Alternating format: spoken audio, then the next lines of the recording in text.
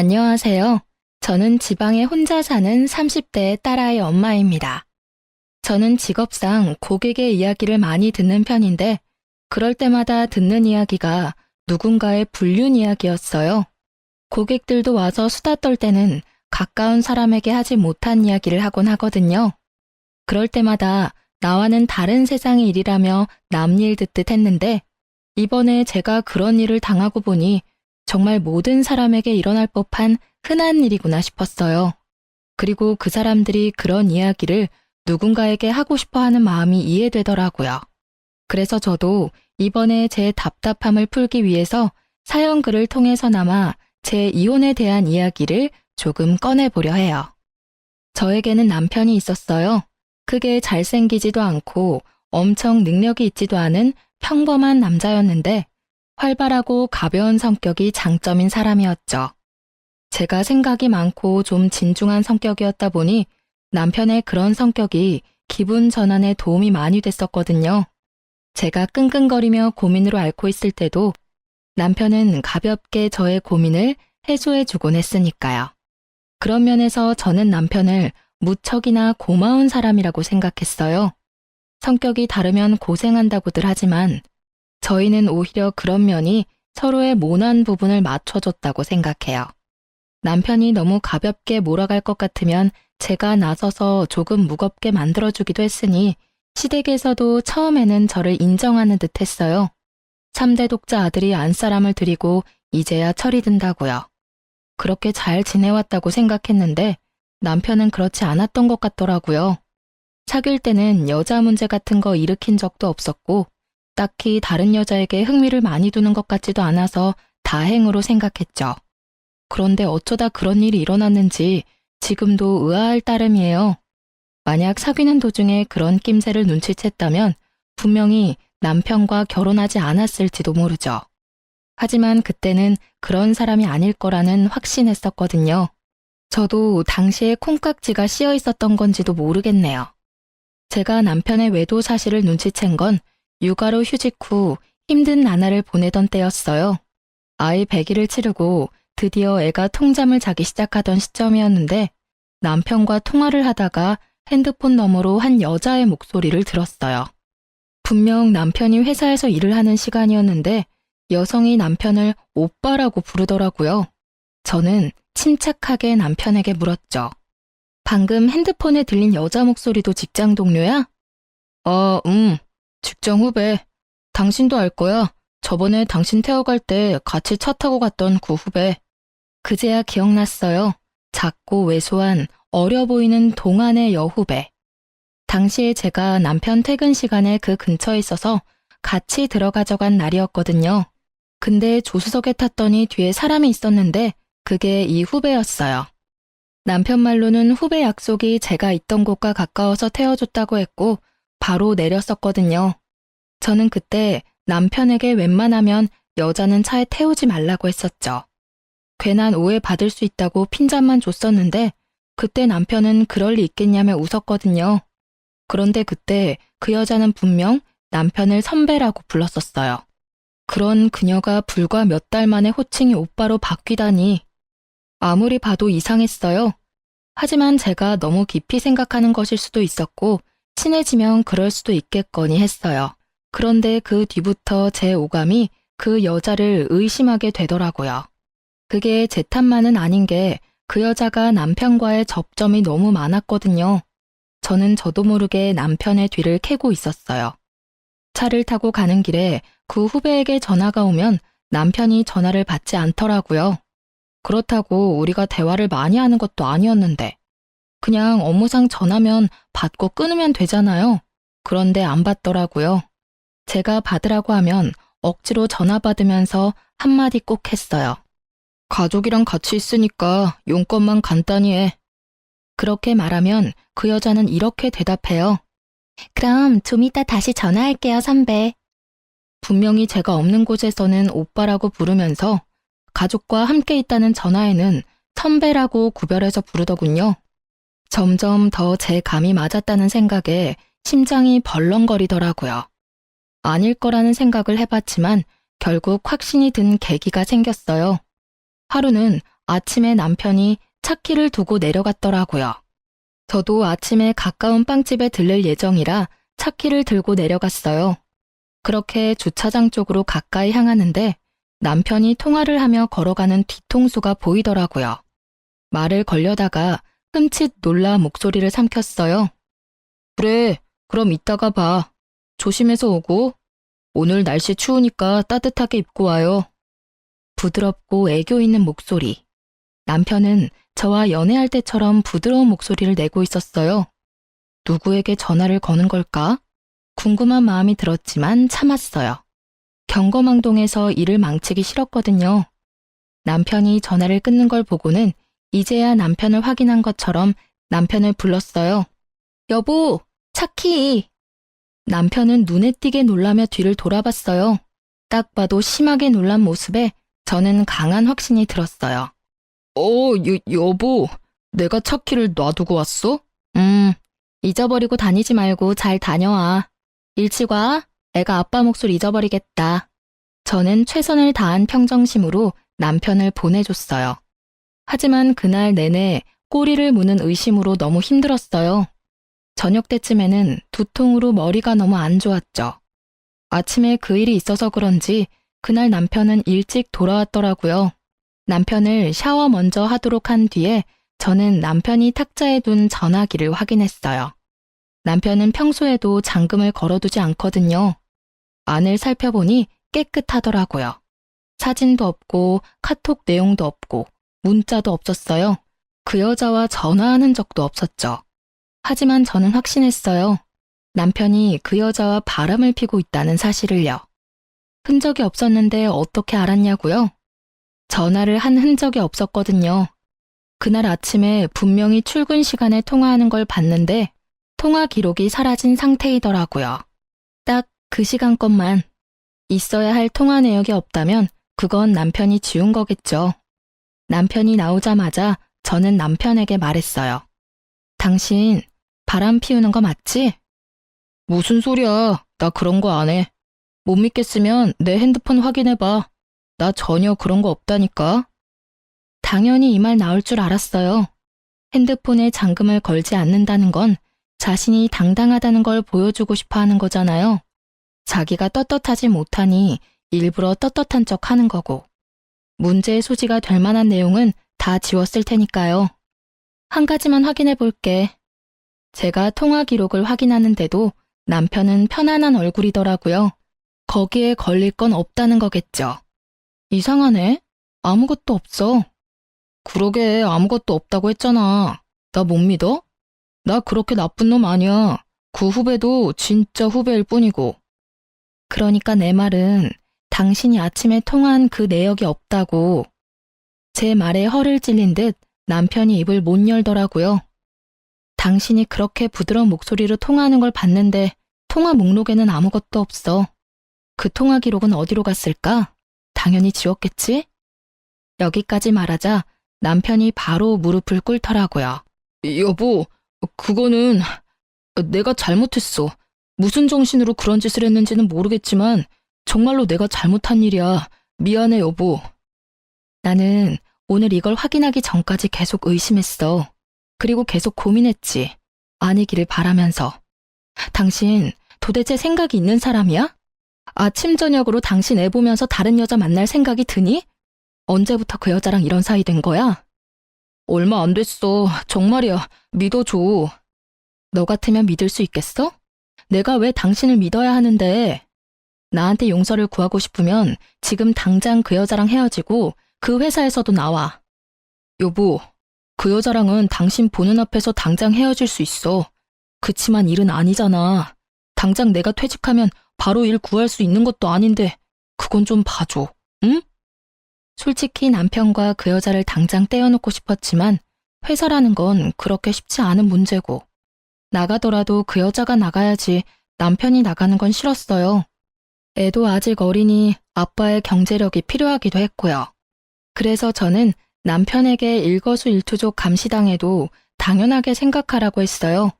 그랬더니 남편이 알겠다고 자기가 그런 행동한 게 맞으니 당연히 제가 하라는 대로 뭐든 하겠다고 하더라고요. 그렇게 남편을 교육하고 시모에게 조용히 알렸어요. 남편이 외도했다는 것을요. 그랬더니 시모가 제게 그러더라고요. 네가 마음고생이 많다며 위로해줬어요. 솔직히 팔이 안으로 굽는다는 생각에 말 안 하려 하다가 했는데 이런 반응이라 시모에게 더 미안한 마음이 들었거든요. 그런데 며칠 뒤에 명절에 시댁 갔다가 시모가 누군가와 밖에서 전화 통화하는 걸 듣게 됐어요. 그래, 정말 우리 며느리 너무하지 않니? 우리 아들이 바람 피운 게 모두 아들 탓만은 아니잖아. 그러게 애 낳고도 좀 꾸미고 살고 남편한테 살갑게 대했으면 우리 아들이 바람을 피웠겠냐고. 정말 내가 며느리한테 그 이야기 듣는데 화가 나 죽는 줄 알았어. 그렇다고 바람난 게 자랑은 아니니 위로하긴 했지만 나중에 생각하니까 더 화나는 거 있지? 누구랑 통화하는지는 알고 싶지도 않았어요. 그냥 겉으로는 저를 위로하는 척하면서 속으로는 저를 향해 칼을 갈고 있던 시모만 눈에 보였죠. 역시 팔이 안으로 굽는 게 맞다는 생각을 하며 이번에 모른 척 해야 했어요. 남편과 그 일을 정리했으니까. 그것 가지고 또 일을 벌일 수는 없잖아요. 그렇지만 이미 그때 제 마음속에는 이혼에 대한 마음이 싹 트여버리고 말았죠. 남편의 외도를 알고도 이혼하지 않는 사람은 생각보다 많아요. 그리고 상간녀를 알고도 넘어가는 사람도 많죠. 처음에 그런 이야기를 들었을 때 어떻게 같이 살 수 있겠나 싶은 마음이었는데 제가 당해보니 그 마음이 100번 이해가 되더라고요. 남편의 외도가 주는 스트레스는 어마어마한데 그것을 참아야 할 이유 또한 존재하는 거죠. 아이가 아빠 없이 살 미래가 걱정되고 혼자 경제활동하며 육아하는 것도 걱정되고 이혼이라는 낙인이 찍히면 하자 있는 인간처럼 보일까봐 걱정되고 부모님이 아시면 얼마나 실망하실지 걱정되는 마음, 그리고 마지막은 내가 이혼해주면 자기들끼리 잘 살겠지 하는 그런 짜증도 있었고요. 저도 그런 생각에서 벗어날 수 없는 인간인지라 남편을 용서해주기로 하고서도 너무 힘든 날을 보냈어요. 그렇게 상처가 어떻게든 수습되어 갈 무렵에 저는 마지막 쐐기가 될 사건을 맞닥뜨리게 됐어요. 그날은 직장으로 복귀하기 전날이었어요. 제게 남은 하루의 휴직일. 일주일 전부터 아이를 어린이집에 보내는 연습을 하다가 처음으로 제 근무 시간에 맞춰 아이를 맡긴 날이었죠. 이제 막 14개월이 된 아이를 맡기는 게 마음은 아팠지만 복귀하려면 어쩔 수 없는 결정이었고 생각보다 또래 애들이 많은 곳이라 안심하며 내일 직장에 갈 준비를 하는 중이었어요. 그런데 시모에게 전화가 왔더라고요. 화장실 청소하고 나오니 전화가 그새 4통이나 와 있었어요. 무슨 일이 났나 싶어 확인 즉시 시모에게 전화했죠. 넌 무슨 전화를 그렇게 안 받니? 죄송해요, 어머님. 잠깐 화장실 청소하던 중이었어요. 혹시 무슨 문제라도 생겼어요? 문제? 네 남편이 지금 사고가 크게 나서 병원에서 수술하느냐 마느냐 하고 있는데 너는 집에서 팔자 좋게 쉬고 있니? 아니, 연락이 얼마나 안 됐으면 병원에 한번 와보지도 않아. 아주 긴급하게 수술 들어간다고 난리가 났던데. 저는 깜짝 놀라 들고 있던 핸드폰을 떨어뜨릴 뻔했어요. 그게 무슨 말씀이세요? 사고라뇨. 그 사람이 사고를 당했다고요? 남편이 어쩌다 사고가 났는지 물어볼 겨를도 없이 시모가 병원 이름을 대더니 그곳으로 오라고 하더라고요. 그리 멀지 않은 병원이었고 너무 경황이 없어 바로 가방만 챙겨서 병원으로 향했어요. 가는 동안 남편이 많이 다쳤나 싶은 생각에 겁을 내다가 문득 그런 생각이 들었어요. 그날은 평일 대낮이었고 점심시간도 아닌 오후 시간이었어요. 남편의 회사라면 지금 한창 컴퓨터 앞에서 일을 하고 있어야 할 시간인데 어쩌다가 차 사고가 났을까 하는 생각이요. 외근하는 직업도 아니었고 아침부터 저녁까지 회사 밖으로 움직이는 일이라곤 점심 식사 때가 다인데 점점 머릿속에서 상상만 커지던 그때 병원에 도착해서 시모에게 전화를 걸었죠. 그리고 얼마 뒤 병원 앞으로 나오는 시모의 표정이 완전히 일그러져 있더군요. 저를 향한 화를 그대로 표출하고 있었어요. 넌 도대체 집구석에서 뭘 하고 있길래 연락도 안 받아? 우리 귀한 3대 독자 아들 수술하러 들어갔어. 오른쪽 어깨부터 손목까지 아주 뼈가 박살이 나서 수술로 고정해야 한다더라. 너 대신 수술 동의서에 내가 사인까지 다 했어. 이런 일은 네가 해야 하는 일 아니니?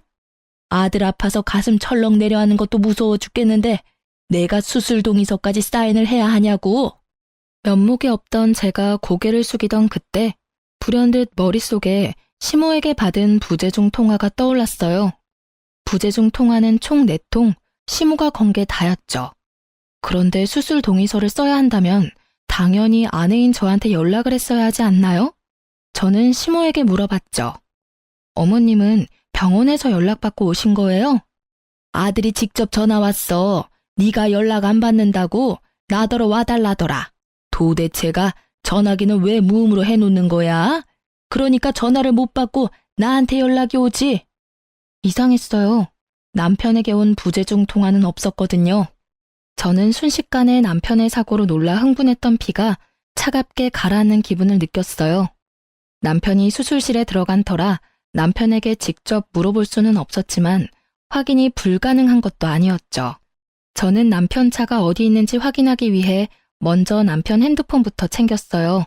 레카차 업체와 연락한 게 있나 싶어 통화 기록을 뒤지는데 바로 오늘 아침에 그 여자와 통화한 내역이 있더라고요. 인연 다 끊겠다 어쩌겠다 해놓고 여전히 연락하는 걸 보고 살짝 열이 받았지만 직장 동료이니 연락 정도는 할 수도 있다는 생각으로 연락처를 뒤졌어요. 별 내역이 없길래 남편 메시지를 확인하는데 메시지 기록 중에 카드 승인 내역이 있더라고요. 거기에 오늘 날짜로 숙박업소가 딱 찍혀 있었어요. 불과 4시간 전에 결제한 내역이요. 그걸 보고는 피가 거꾸로 솟는 기분이었어요. 아마 집에 들어오기 전에 이런 문자나 통화 기록을 일부러 지웠겠죠. 이번에는 지울 시간조차 없이 사고를 당해 들어가게 됐으니 지울 틈도 없었을 테고요. 화가 난 저는 최대한 냉정해지려 애썼어요.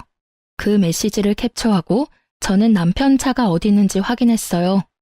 남편 차가 어느 정비소에 있는지 확인한 저는 바로 그쪽으로 달려가 남편 블랙박스부터 확인하자고 했어요. 다행히도 블랙박스는 고장나지 않았고 열심히 제 할 일을 하고 있더군요. 저는 카드를 빼서 집으로 갔어요. 노트북에 연결하니 손이 덜덜 떨리더라고요. 그리고 사고 직전 영상을 확인했어요. 남편이 어딘가에서 나오는 중이었는데 거기가 모텔이더라고요. 그런데 남편은 운전하지 않았고 그 후배가 운전한 것 같았어요. 남편이 부러진 곳도 왼쪽이 아니라 오른쪽이었거든요. 남편이 조수석에 앉았던 게 분명해 보였어요. 두 사람이 모텔에서 나와서 차에 타고 둘이 차 안에서 나누는 이야기들이 모두 제 귀에 들어와 박혔어요. 오늘 연차 쓰고 같이 오길 잘했지? 여기 진짜 좋은 곳이거든? 우리 마누라랑은 여기 못 와. 애 놓고 몸 다 망가져서는 어디 데리고 다니면 부끄러울 정도라고. 너 정도는 탱탱해야 데리고 다닐 만나지. 앙큼해. 그래도 오늘은 오빠 독점할 수 있는 날이라 좋아. 매번 같이 있다가도 집에 돌려보내는 게 얼마나 힘든 일인지 모르지? 항상 같이 있고 싶은데. 내가 최대한 노력해 볼게. 너도 빈털터리가 된 나랑 결혼하는 건 싫을 거 아냐. 와이프한테서 잘못한 거 찾고 나면 바로 이혼하고 너랑 결혼할게. 너무 걱정하지 마. 이런 대화 내용을 듣고 있으니 정말 하늘이 무너지는 게 어떤 건지 잘 알겠더라고요. 인연을 끊으라고 했더니 도리어 인연을 단단히 맺어가고 있었더라고요. 저는 그 길로 상간녀를 찾아갔어요. 상간녀가 어디 있었냐고요? 당연히 본인도 사고 났으니 같은 병원에서 치료받고 있었죠. 저는 병원으로 가 상간녀를 찾았어요. 이름만 대니 간호사가 어디 있는지 알려주더군요. 남편은 큰 수술을 하는 데에 비해 그녀는 그렇게 크게 다치지는 않았더라고요. 저는 그 여자 앞으로 가서 말했어요. 나 알죠? 선배는 수술하러 들어가셨는데요. 두 사람이 왜 같은 차에 타고 있었어요? 우연히 얻어 탄 거예요. 의부증 걸린 여자처럼 선배한테 집착하는 건 아는데 엄한 사람한테 이러시면 곤란하죠. 저는 선배랑 아무 사이 아니에요. 당신 덕분에 회사에서도 대화도 잘 못하고 있고요. 두 사람 사귀는 사이 아니에요? 평일 오후에 연차 쓴 두 사람이 같은 차 안에 있다가 사고가 났는데 그게 다 우연이라고요? 애초에 연차를 쓰고 왜 둘이서 따로 만나요? 그렇고 그런 사이니까 만났겠지. 네, 그렇고 그런 사이 맞아요. 선배가 마누라 싫다고 짜증난다고 얼마나 투정을 부리던지. 그래서 위로해주다가 눈 맞았어요. 됐어요? 당당하기가 정말 하늘을 찌를 정도였어요. 뭐가 그렇게 잘났는지 불륜을 싫어하면서도 아주 당당한 자세와 자신감 넘치는 표정을 보니 마치 피해자와 가해자가 뒤바뀐 것 같은 기분이 들더군요. 아내라고는 하지만 당신이 패배자인 건 알죠? 남편이 다른 여자 만나는 순간 여자로서 저한테 진 거예요. 당신이 얼마나 매력이 없었는지 이제 아시겠어요? 제가 매력이 없는 건 맞는데 그래도 저와 남편은 법적으로 유효한 사이고 그쪽은 남편과 부정을 저지른 사이라는 건 잘 알죠? 이런 대화들도 다 증거고 이후에 상간녀 소송할 때 다 쓰일 거예요. 당당해서 좋네요. 증거 수집이 아주 편해서요. 제 말을 듣고 나니 상간녀 얼굴이 하얗게 질리더라고요. 저는 당신도 남편도 용서할 생각 없어요. 그렇지만 그냥 헤어지면 둘이서 행복하게 살 거잖아요. 그러니 제가 가져올 수 있는 건 다 가져와야죠. 안 그래요? 매력은 있고 머리는 텅 빈 상간녀 씨? 제 말에 열받았는지 명예훼손인의 먼에 고소한다고 지랄 발광하는 상간녀를 두고 저는 시모에게 향했어요. 시모는 남편 수술이 끝나기를 기다리고 있더군요. 저를 보자마자 시모의 막말이 또 시작됐어요. 수술 동의서 내가 쓰도록 한 건 네가 잘못한 거야. 어떻게 엄마에게 아들 수술 동의서를 쓰도록 만들어? 죄송하지만 그 사람 저한테 연락한 적 없어요. 사고 나고 연락한 거 어머님이 처음이자 마지막이더라고요. 네가 와이프인데 왜 나한테 전화를 해? 네가 잘못 본 거 아니니? 아니요, 잘못 본 거 아니고 남편이 어머님한테만 전화했더라고요. 그 사람 저 몰래 연차 쓰고 여자랑 놀러와서 모텔에서 나오다가 사고 났거든요. 뭐? 너 지금 우리 아들 없다고 말 막 지어서 하는 거니? 시모가 깜짝 놀라서 저한테 반문하더라고요. 저는 시모에게 영상을 보여줬어요. 영상 보세요. 확실하죠? 오늘 쉰다고 저한테 이야기도 없었어요. 이러니 저한테 연락 못했겠죠. 불륜을 저지르다가 사고 났는데 어떻게 와이프한테 전화하겠어요? 어떻게든 안 들키려고 어머님께 전화한 거겠죠. 제 말에 시모는 한동안 말을 잇지 못하는 듯 하더니 갑작스레 화를 내더라고요. 네가 우리 아들을 얼마나 쪼았으면 애가 바람을 피우겠니? 저번에도 내가 말은 안 했지만 네가 잘했으면 애가 바람 같은 거 피웠겠어? 그리고 바람 피웠다고 애 기도 못 펴게 하니 몰래 스트레스 풀려다가 이런 사고 난 거잖아. 하나부터 열까지 다 네가 잘못했는데 뭘 잘했다고 나한테 또박또박 말대꾸야? 적반하장도 유분수지. 이 말을 하고 싶은 걸 꾹 참았어요. 못 배우고 예의 없는 사람이라도 어른은 어른이니까요. 그렇지만 용서는 하지 않겠다고 다짐했어요. 시모도 상간녀도 남편도. 남편이 병원에 있는 동안 저는 착실히 이혼 준비를 시작했어요. 증거는 차고 넘쳤죠. 그럼에도 더 모으고 모았어요. 필요한 것뿐만이 아닌 부수적인 것들도 모두 긁어 모았어요. 당당한 상간녀를 보니 어떤 변명을 할지 상상도 가지 않았거든요. 모텔에 들어가서 현장을 직접 잡은 게 아닌 이상 어떠한 증거도 반박 가능한 것이 될 수도 있잖아요. 그래서 그들이 변명조차 못할 정도의 증거를 모았어요. 그리고 남편이 치료받는 동안 제 짐을 모두 싸고 아이와 함께 친정으로 건너왔죠. 아이도 절대로 빼앗길 생각이 없었거든요. 그렇게 남편의 퇴원일이 가까워질 때 저는 이혼을 통보하고 서류를 보냈어요. 이혼이 소송으로 진행되고 있을 때 남편의 퇴원일이 되었어요. 그런데 남편에게서 연락이 왔어요. 저기 여보, 혹시 지금 내가 있는 병원 와서 치료비 좀 내주지 않을래? 치료비? 그런 건 카드로 대충 내고 나중에 실비 청구하면 되잖아. 이혼 소송 중인 와이프한테 연락해서 할 말은 아닌 것 같은데 어이가 없어서 그런지 말이 곱게 나가질 않더라고요. 어쩔 수 없었죠. 제 이혼의 결정적인 원인이 된 남자니까요. 그게 실비보험 청구가 안 돼서 그래. 당신이 아니면 도와달라고 할 데가 없어서 그래. 우리가 이혼 소송 중이긴 하지만 아직 부부잖아. 당연히 내가 곤란할 때 당신이 도와줘야지. 실비 청구가 왜 안 돼? 당신이 들어놓은 실비면 충분할 텐데. 사실은 실비 보험 얼마 전에 해약했어. 뭐? 실비 보험을 해약했다고?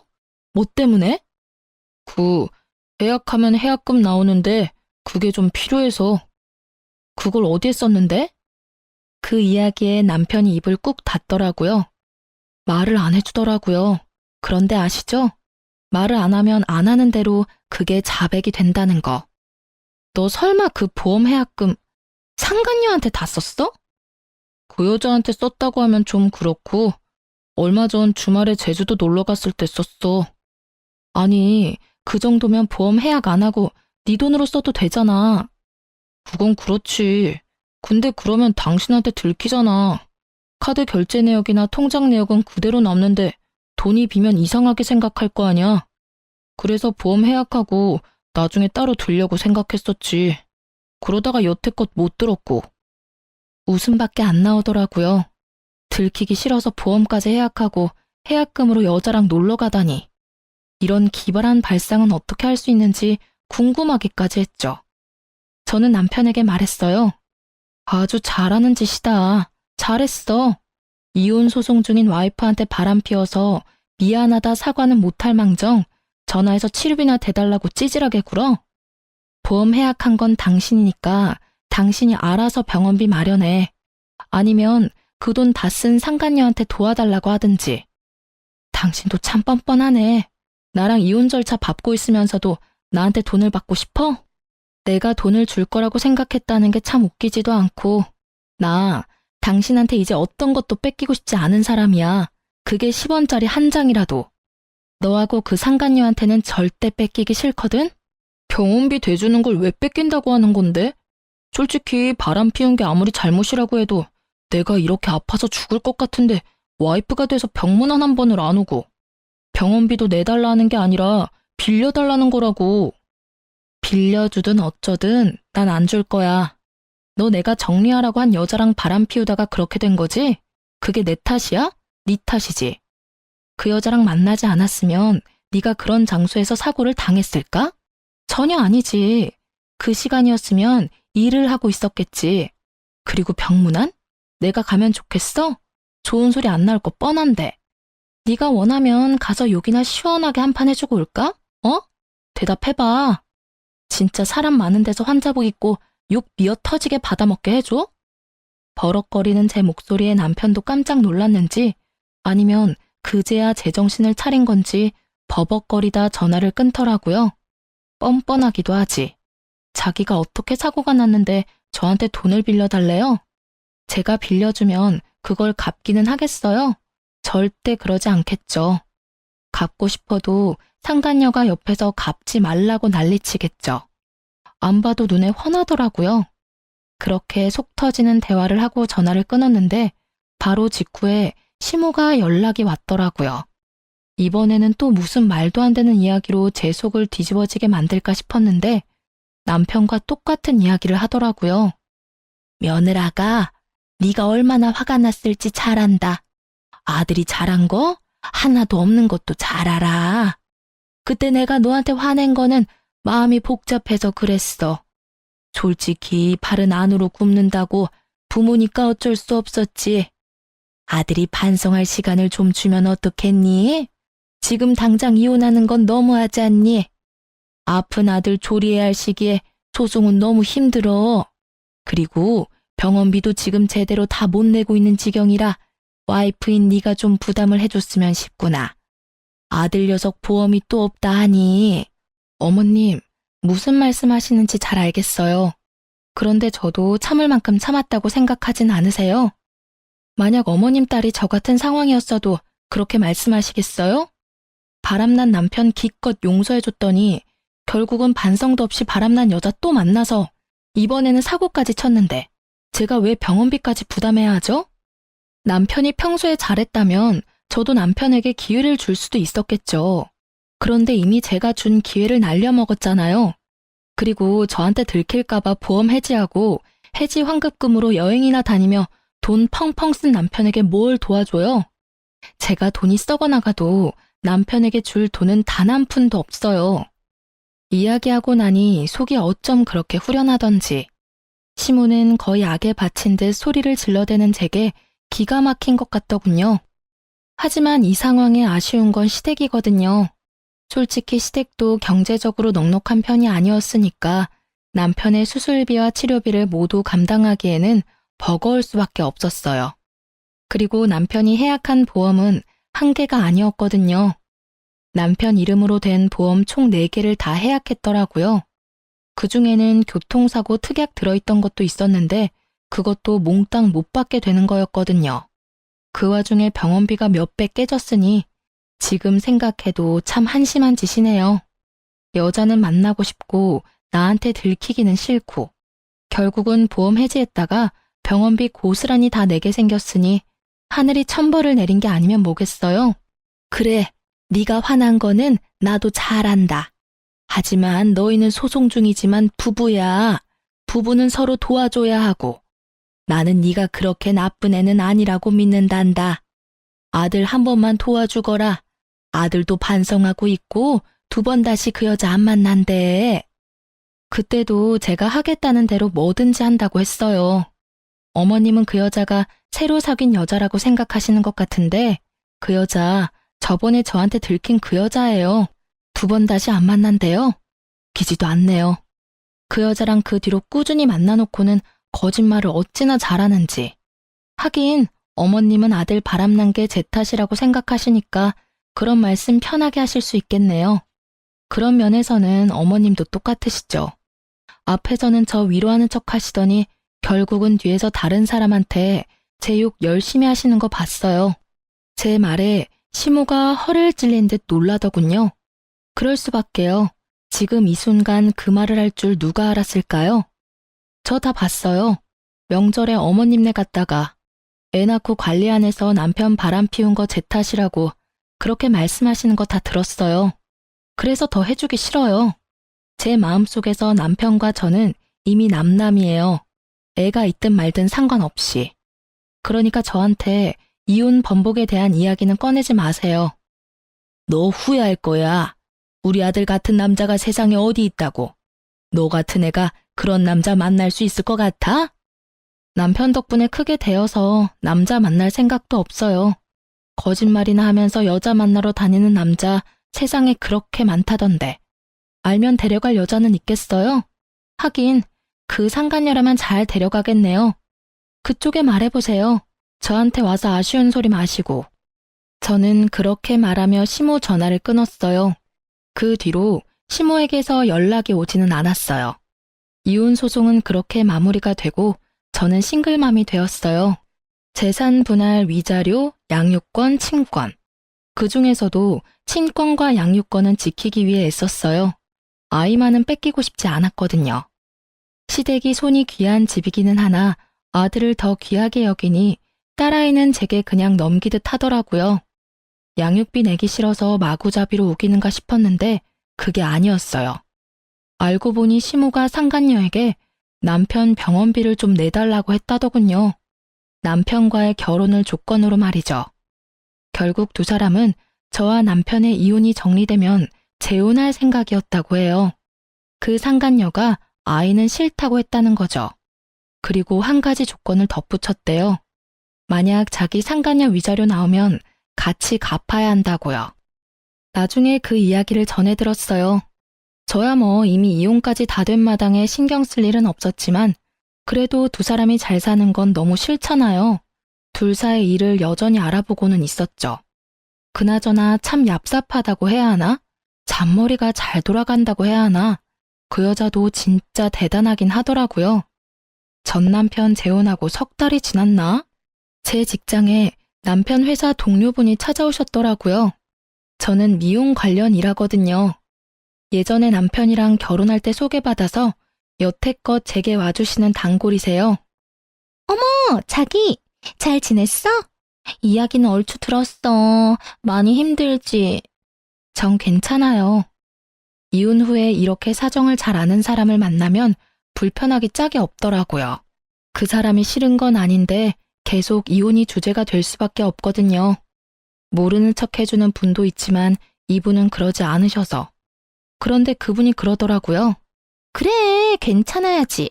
그 나쁜 연놈들도 벌 받고 있는데. 그게 무슨 소리예요? 자기 이야기 못 들었어? 그 두 사람 완전 천벌 받았다고. 회사 내에서도 소문이 다 났어. 그 상간녀랑 자기 전 남편 둘이 같이 연차 쓰고 놀러 갔다가 사고 난 거 회사에 들켜서 불륜 여행 갔다가 그렇게 된 거라고 소문 크게 났었거든. 그런데 곧바로 두 사람 재혼한다니 사람들이 더 놀랐지. 저렇게 빨리 정리가 되냐고 말이지. 아, 회사에 다 들킨 거였나요? 저야말로 놀랐네요. 그 전에도 티가 많이 나던데. 둘이 친하다 정도로만 알고 있었지 그런 사이인 거 누가 알았겠어? 알았다면 내가 자기한테 제일 먼저 귀띔해줬을걸? 그 이야기에 저는 웃었어요. 하긴 이런 스파이 같은 손님이 있으니 남편도 회사에서 조심하긴 했겠죠. 근데 그 소문나고 회사에서 두 사람 다 퇴사시켜버렸거든. 연차 쓰고 놀러가서 사고 난 것도 그렇고 안에서 부적절한 만남 가진 것도 그렇고. 그런데 표면적인 이유는 자기 전 남편 몸이 아직 다 안 돌아와서 그렇다고 하더라고. 몸이 안 돌아와요? 그래. 수술한 곳이 오른쪽 팔이랑 어깨잖아. 그쪽으로 신경이 손상됐다나 뭐라나. 결국 손가락이 잘 안 움직이는 바람에 일도 제대로 못하니까. 금방 돌아올 것 같으면 그냥 놔뒀을 수도 있겠지. 근데 금방 안 돌아오더라고. 어쨌든 두 사람 다 권고사직으로 퇴사했어. 그래요? 둘 다 진짜 천벌받았네요. 당연하지. 남의 눈에 눈물 흘리게 만들면 자기 눈에는 피눈물 흐르는 법이야. 그래놓고 잘 살면 하늘이 뭔 소용이니? 그렇게 고객과 대화를 하면서 전 남편과 그 상간녀 이야기를 들으니 제 마음속에 응어리졌던 것들이 조금은 풀리는 것 같았어요. 남의 불행을 내 행복으로 삼지 말라지만 제게 불행을 준 원인이 저렇게 못 살고 있으니 이상하게도 응어리가 풀리는 것 같더라고요. 그 뒤에 시모가 저한테 한번 연락이 왔었어요. 예, 너 딸아이 우리한테 돌려줄 생각 없니? 우리가 사례는 넉넉히 할게. 잘 생각하고 연락 좀 줘. 갑자기 딸을 달라는 이야기에 초스라치게 놀라 물었죠. 이미 다 끝난 일인데 왜 딸을 달라고 하세요? 아유, 넌 몰랐겠지만 우리 아들 재혼 상대가 글쎄 애 딸린 이혼녀라더라. 아들 하나 있는데 없는 것처럼 속이고 우리 아들이랑 재혼했대. 결혼하고 나서 애 있다고 이야기했다던데 그게 문제가 아니야. 그 데리고 온 애는 남의 자식이잖니? 그러면 우리 집안 대를 이을 아들을 낳아줘야 하는데 이 미친년이 불임수술까지 해서 애 못 놓는다고 사람 환장하는 소리를 하잖아. 아니, 재혼하면서 애 없는 집에 오면서 아들 하나는 낳아줘야 정상 아니니? 옛날 생각을 가진 시모와 현대식 사고를 가진 상간녀의 대립이 생각보다 컸고 그 결과 우리 딸을 방패로 데리고 가고 싶은 모양이었어요. 생판 남의 자식한테 우리 전 재산 뺏기게 생겼으니 우리도 뭐라도 방어를 해야지. 대를 이을 아들만 생기면 손녀는 금방 돌려줄 테니까 잘 생각해보거라, 응? 생각하는 게 어찌나 저속한지 이야기 듣고 있는 동안에 귀가 썩는 것 같은 기분이 들었어요. 어린애를 데려가서 방어를 하니 뭐를 하니 사랑을 줄 게 아니면 관심이라도 줘야 된다며 개소리를 하더라고요. 손녀에게는 관심 하나도 없으면서 그런 불순한 이유로 딸애를 데려가려는 시모를 보니 화가 머리끝까지 차올랐어요. 어머님, 제 딸이 무슨 힘이 있어서 그 어른들 사이에 끼어서 이리 치이고 저리 치이고 해야 해요? 귀한 딸이에요. 그래서 제가 직접 기르겠다고 데려온 거고요. 상간녀 데리고 오시면서 남편 병원비 급하게 처리하셨으면 된 일 아닌가요? 이혼 후의 일은 그 집안에서 알아서 하셔야죠. 그 여자애가 애가 딸린 걸 내가 알았으면 이혼하라고 등 떠밀었겠니? 아들놈도 나중에 한 것 같았어. 게다가 요새는 또 얼마나 떽떽거리며 돈 달라고 요구하는지 아니? 아이고, 내가 며느리를 잘못 들였어. 아들놈은 손가락이 안 돌아와서 취직도 못하고 있는데 재혼한 새 며느리는 아주 시댁을 돈줄로 알고 안 해주려니 아들이 불쌍하고 해주려니 며느리가 밉고 시모가 괴로워하는 걸 보니 생각보다 상황은 심각해 보였어요. 그렇다고 제가 애를 줄 일은 절대 없었어요. 심각하고 불쌍하든 저랑은 이제 관계없는 사람들이에요.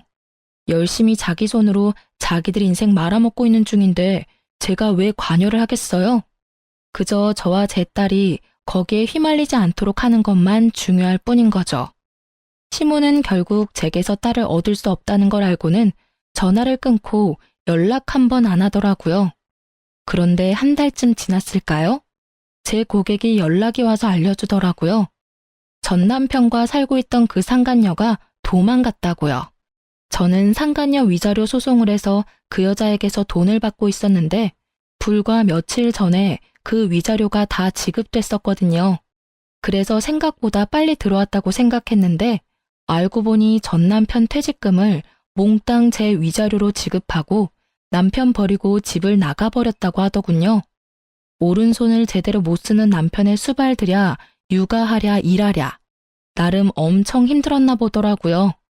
그야말로 벌 받았다는 말로밖에 설명할 수 없는 상간녀 상황을 보니 하늘이 나를 버리지 않았구나 하는 생각이 들었어요. 뭐 제 살 길 찾아 도망갔으니 불륜도 끝이었고요. 그렇게 헤어질 거 뭘 그리 죽고 못 살아서 불륜 같은 짓을 했나 몰라요. 아들이 이제 중학교 들어가던데 부끄러워서 아들 얼굴은 어떻게 보려는 건지 원. 그 사람들이 스스로 제 무덤 파는 동안 저는 착실하게 아이와 함께 살 미래를 위해 움직였어요. 친정집에 얹혀 살게 됐지만 아이의 정서적인 안정을 위해 한 선택이었어요. 부모님은 젊지는 않지만 사랑을 주실 수 있고 저는 경제활동을 할 수 있는 젊음이 있으니까요. 살다 보면 이렇게 속 뒤집어질 만한 일도 가끔 일어나나 봐요. 이혼을 하면서 이런 어이없는 일들을 당하고 나니 앞으로 어떤 힘든 일이 와도 견딜 수 있는 경험이 된 것 같아서 그것 하나만은 다행이라 생각해요. 이혼 전 이혼을 해야 하나 말아야 하나 고민하시는 분들 생각보다 많이 계셔요. 저도 마찬가지였어요. 제가 정신적인 스트레스에 강한 타입이었다면 참고 살았을 거예요. 그렇지만 전 그런 사람이 못 되거든요. 이렇게 이혼을 해서라도 일단 제 마음이 편안해져야만 조금이라도 더 만족하며 살 수 있는 사람이었거든요. 글을 쓰다 보니 그때의 기억이 새록새록 떠오르네요. 힘든 일도 시간이 지나면 다 극복하게 되어 있어요. 저처럼 고민하는 분들에게 도움이 되기를 바라는 마음으로 제 사연을 써보았네요. 모두 속 시원한 하루 보내시길 바랍니다.